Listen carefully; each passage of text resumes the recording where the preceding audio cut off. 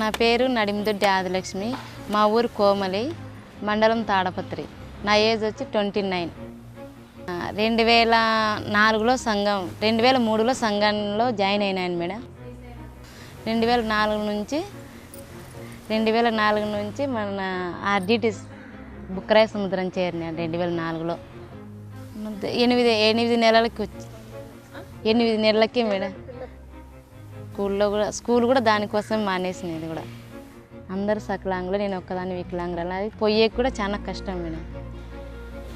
ఎగతాళి అంటే స్కూల్లో ఏం చేయలేదు, నేనే ఇట్లా నా ఫీలింగ్తో నేను స్కూల్ మానేసుకున్నాను. వాళ్ళేమో ఎవరు ఏమనలేదు మేడం. బయటికి ఎక్కడికి పోయేదాన్ని కాదు మేడం. అది ఇట్లా చేరిన తర్వాత ధైర్యం వచ్చి ఇంకా ఇప్పుడు ఒంటరిగా ఇక్కడ రావాలా పోవాలనే అని పోతాను.